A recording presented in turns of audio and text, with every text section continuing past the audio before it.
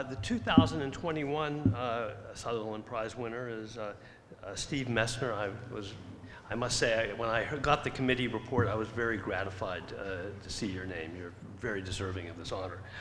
Steve is going to be the title of his talk is Marketization and Crime in Contemporary China, Puzzles for Criminological Theorizing. Steve?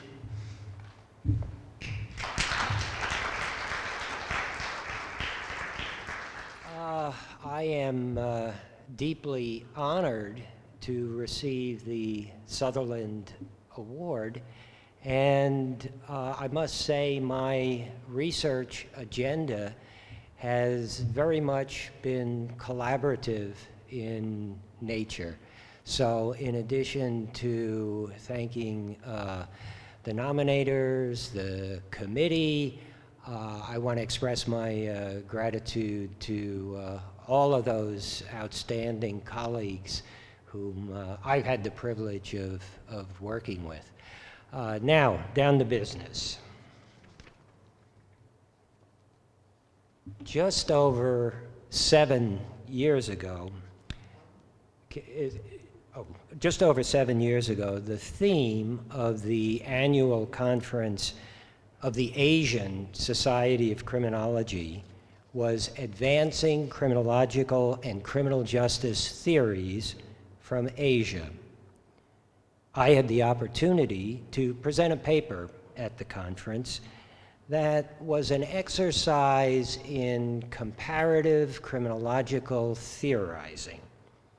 A main focus of the paper was to explore the potential utility of adapting institutional anomie theory, hereafter IAT, to account for macro-social dynamics of crime in China. I acknowledge that my reflections were preliminary and sketchy, raising more questions than they could answer. The purpose of my Sutherland address is to revisit and rework this earlier effort. Well, am I stuck here? In so doing, I'll situate the criminological implications of marketization in China in comparative historical context. I'll then illustrate and interrogate the applicability to China of the revised, adapted formulation of IAT. A useful starting point is to contrast the Chinese pathway to a market economy with the experience of Western nations.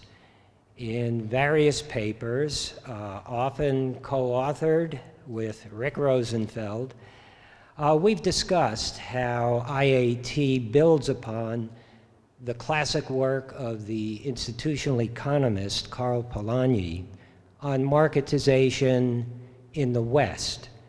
I'm going to summarize just very briefly some themes that are relevant for present purposes. Polanyi characterized the evolution of markets in Western nations as a double movement. The initial stage involved the unprecedented expansion of market exchange. Polanyi warned that the dangers that would ensue if a society relied totally on market mechanisms for the organization of social life. He referred to this dystopian vision as the self-regulating market.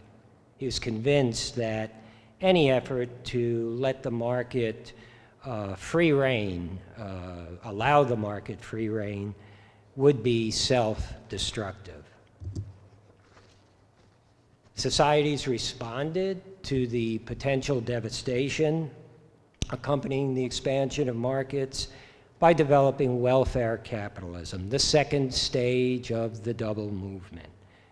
The welfare state, from this point of view, can be seen as an institutional arrangement for taming the market.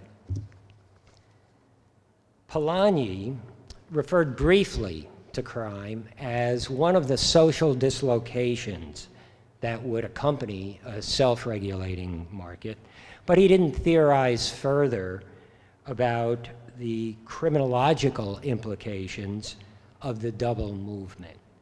IAT builds upon Polanyi's insights, blending them with ideas from Merton and Durkheim. Merton's arguments are well known. He highlighted how the inequalities associated with market economies produce structural obstacles. These obstacles impede access to the legitimate means, thereby creating strain towards anomie. IAT extends these arguments by introducing the concept of the institutional balance of power. The theory predicts that insofar as the free market economy dominates other institutions, Polanyi's self-regulating market, non-economic institutions are enfeebled and are less capable of performing their crime control functions effectively. Finally, economic dominance in the institutional balance of power is theorized to be stimulated by and to reinforce an extreme form of individualism. In stark contrast with Durkheim's conceptualization of moral individualism, which enhances social integration, this form of individualism is decidedly disintegrative. As depicted schematically in the figure, the IAT analytic framework is thus formulated with reference to properties of large-scale social systems, economic dominance, anomie, and disintegrative individualism. Well, marketization has unfolded in China in ways that differ profoundly from the pathways taken in Western societies.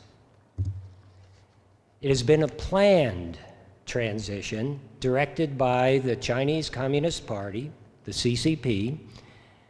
The CCP has adopted what has been referred to in the literature as an instrumental embrace of markets. The party continues to play a critical role in central planning for economic development, while also engaging directly in entrepreneurial activities, what Wu has referred to as state entrepreneurialism. This instrumental embrace of markets has enabled the CCP to transform the economy radically without losing its control. As Liu observed, and I'll quote, "Rather than being replaced by market power, state power is reinforced by the use of market instruments."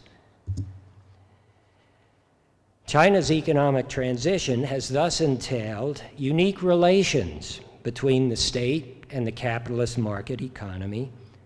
I suggest that the institutional balance of power that has emerged can be usefully conceptualized as state-market entanglement.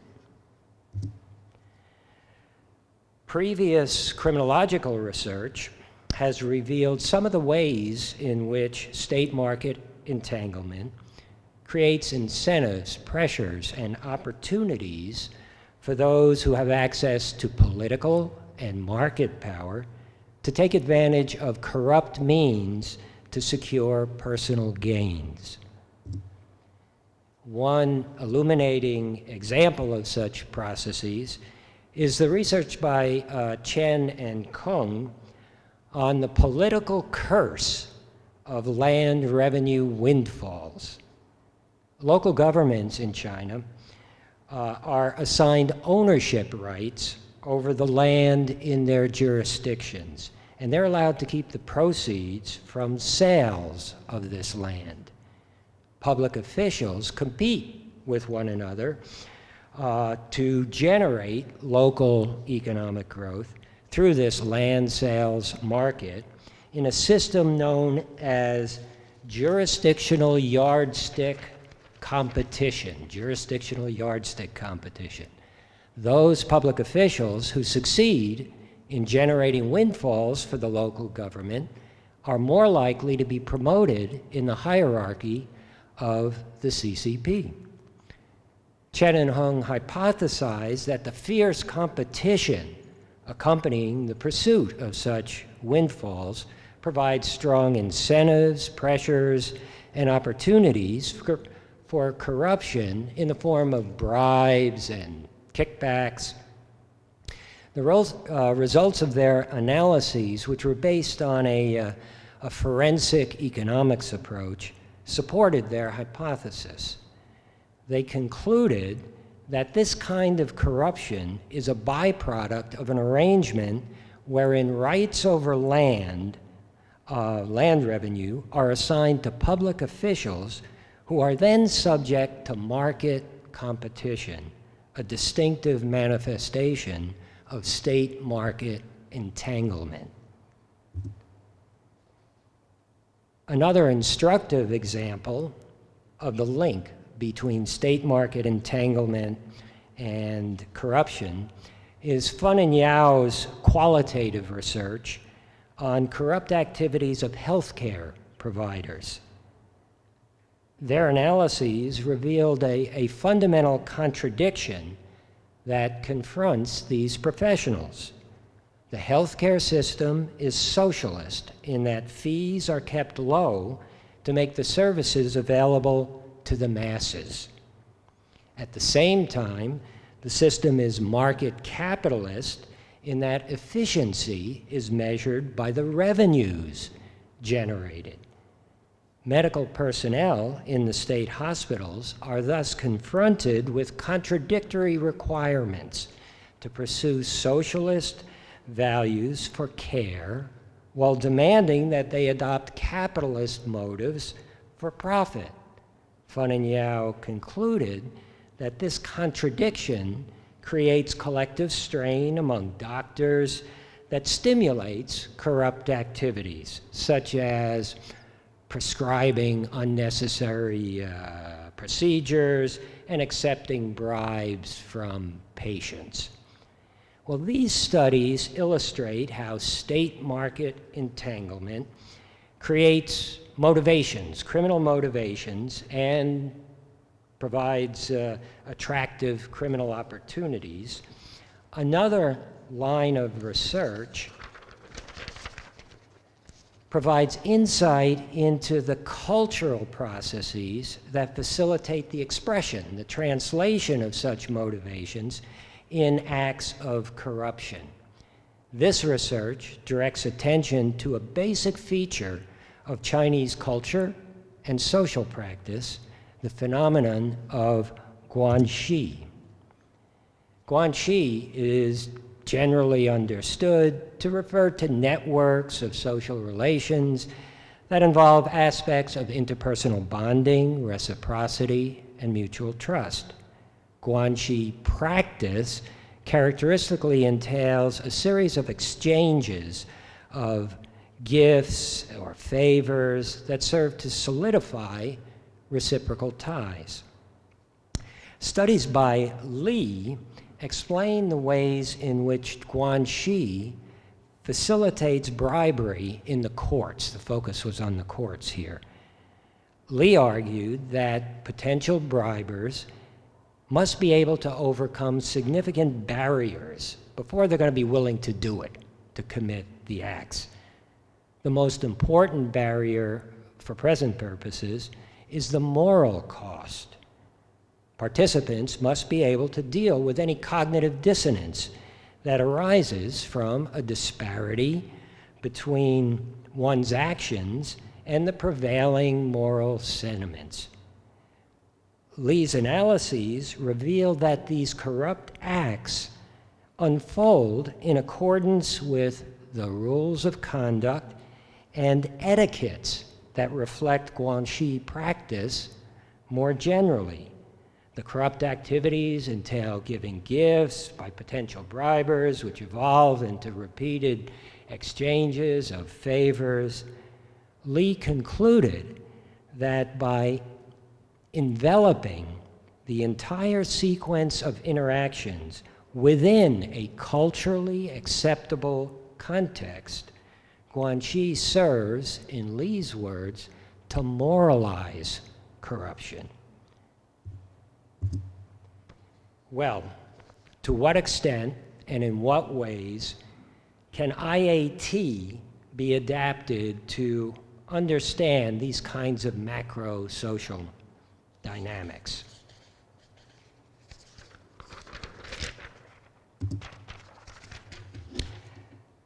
I suggest a fruitful adaptation can be formulated by searching for Chinese conceptual analogs to features of social organization in the original formulation of IAT, and to cast the overall analytic framework at a slightly higher level of abstraction.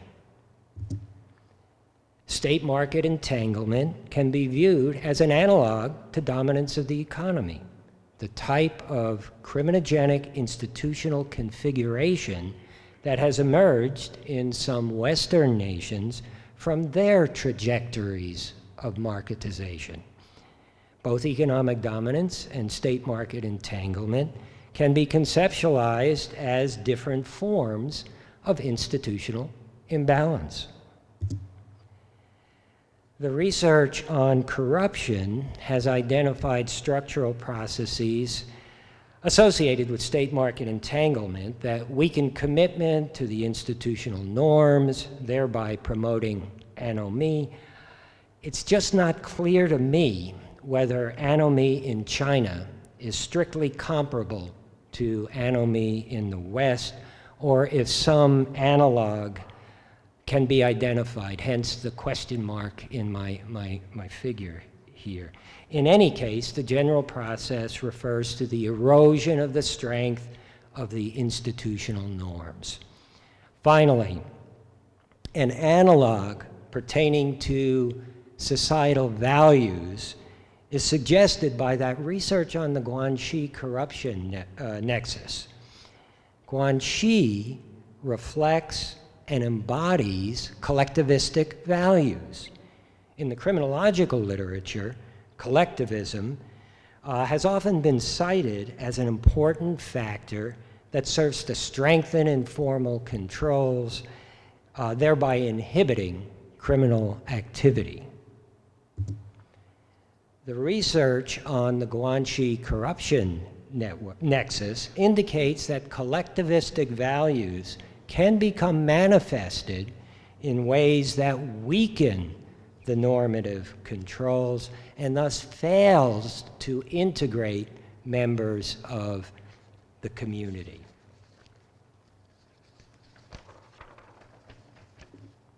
So, as you can see in the diagram here, I'm proposing an analog here of disintegrative collectivism, a degraded variant of cultural values analogous to disintegrative individualism.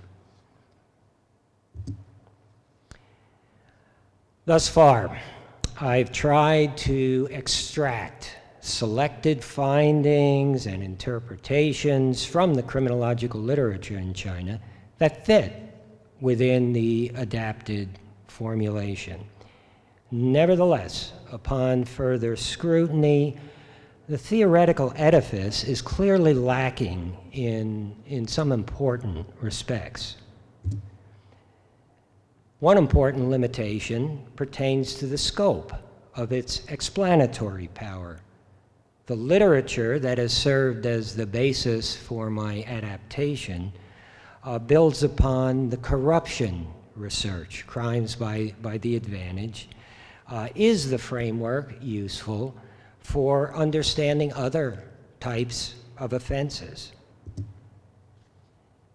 One potentially fruitful avenue for further exploration is to probe into spillover crimes. That is, crimes that are stimulated by the corrupt activities. An example of such spillover is workplace violence towards healthcare professionals. Corruption, such as requiring bribes for medical services, is likely to put strain on the provider-patient relationship, which might lead to violence. It turns out that this type of violence has, in fact, been a major concern in China. Liu et al. Recently conducted a meta-analysis where they tried to estimate the frequency of workplace violence towards healthcare providers, and they estimated a surprisingly high level of prevalence of this kind of violence. Recently reported research by Wan et al., this was based on interviews with hospital workers, yielded similar conclusions about prevalence and also highlighted a distinctive form of workplace violence. E-now refers to disruptive action intended to extract financial compensation from hospitals by aggrieved parties. It's often an organized, collective activity involving groups of relatives, sometimes gangs. Perhaps now can be interpreted as another manifestation of disintegrative collectivism.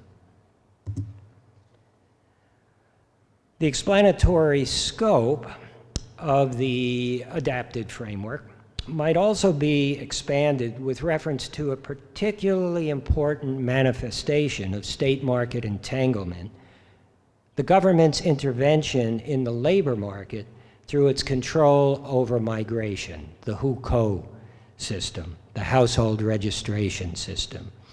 Hukou has been implemented by the CCP as a strategy to accelerate the economic reform. A good deal of research has documented how the hukou system impedes the life chances for those migrants who live in the urban areas but lack local hukou. Well, such inequalities can be related to a wide array of crimes by applying that Mertonian stratification variant of anomie theory.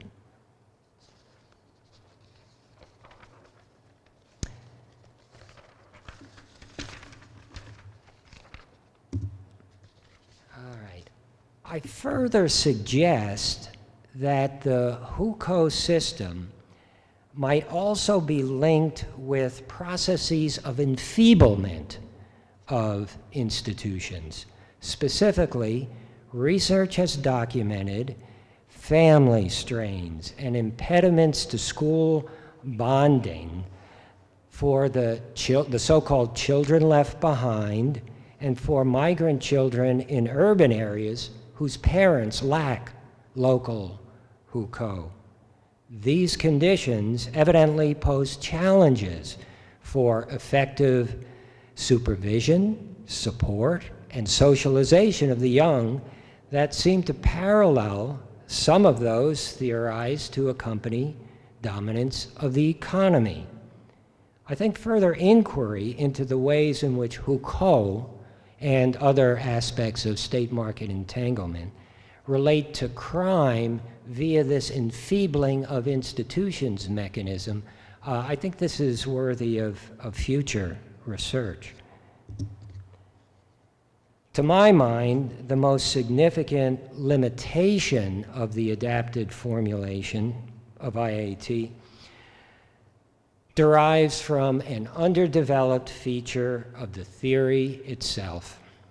Following in the footsteps of Polanyi, The relevance of the state for crime has thus far been mainly limited to its role in taming the market, the second stage of the double movement.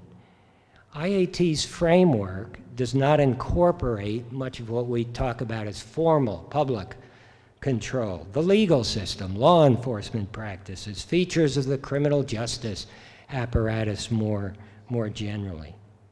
Well, given the paramount role of the CCP in Chinese society, the state's role needs to be fleshed out much more fully than I've been able to do in my adapted formulation.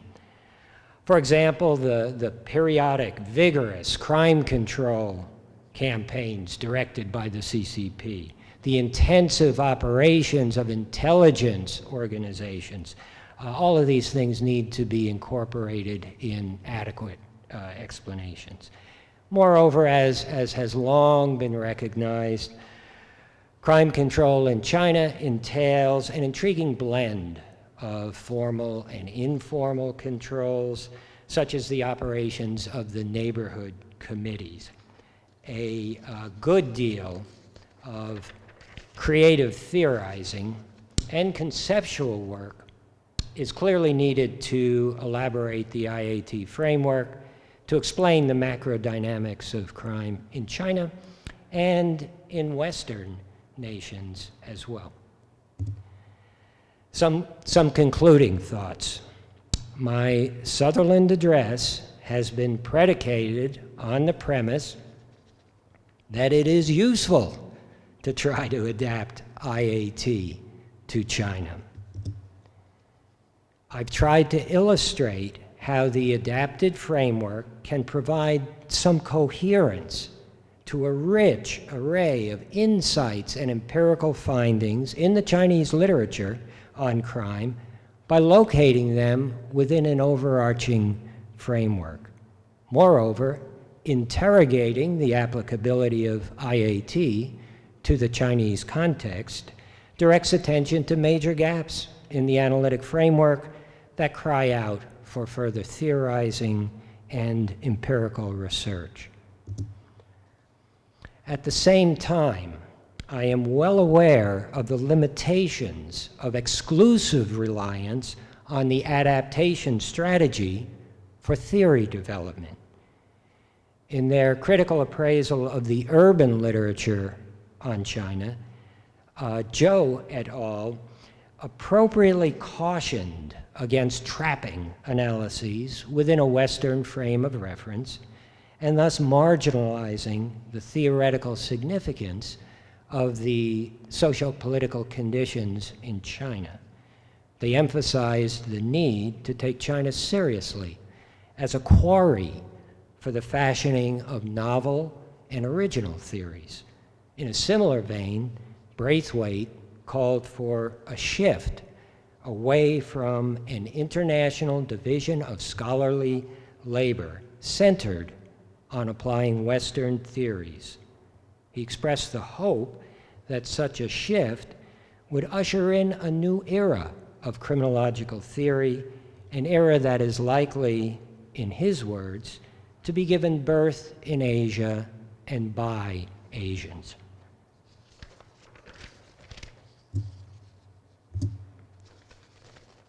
I fully concur with these sentiments.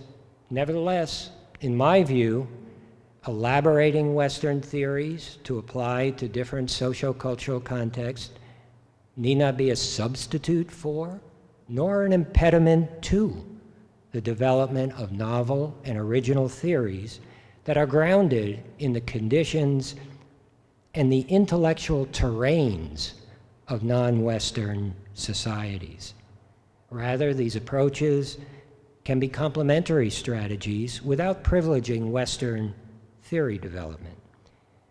The adapted formulation of IAT directs attention to features of social organization that I suspect will play a role in adequate macro-social explanations of crime: institutional imbalance, the erosion of institutional norms, and the diffusion of degraded variants of dominant cultural values. I would thus hope that my effort at comparative criminological theorizing and others of a similar nature will serve as steps along the way in pursuit of the goal of developing theories that are highly generalizable, if not universal.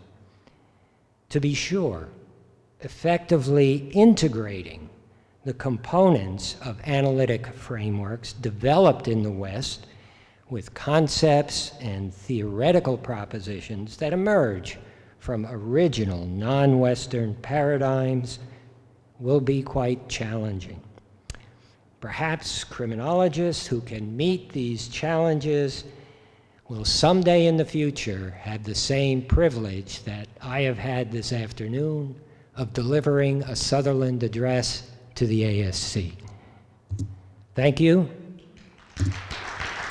谢谢。